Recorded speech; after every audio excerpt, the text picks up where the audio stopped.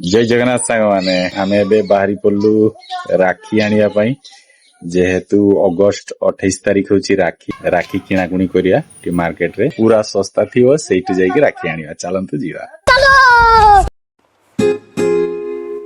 Market आमे पहुंची गलु दुई तीन टा राखी दुकान भी बुलाबुली करिदेलु।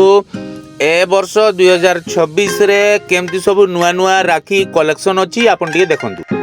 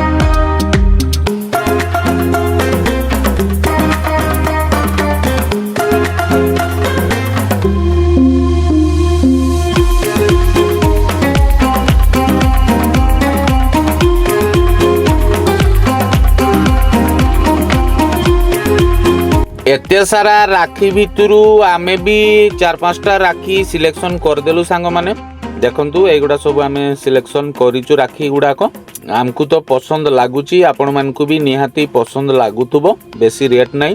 तापरे आमे 99 बाजार टिके पसी गलु बुलाबुली टिके करलु मार्केटिंग भी हल्का फुल्का आमे टिके करलु। वो फ्रेंड्स मानकु अनुरोध जल्दी जल्दी आसंतु सांग माने राखी किणाकुणी करंतु कारण बेसी लेट कले आपण भलो भलो राखी आउ पाइबेनी कारण लोक किणी नै जाउचंती तो लेट करंतु नी जल्दी जल्दी आसंतु राखी किणाकुणी करंतु सब भाई मानकु राखी बांधंतु फुल एन्जॉय करंतु राखी रे। ए वीडियोटी केमती लागिला कमेंट माध्यम रे निहाती जणेबे सांग माने रहउची। जय श्री जगन्नाथ।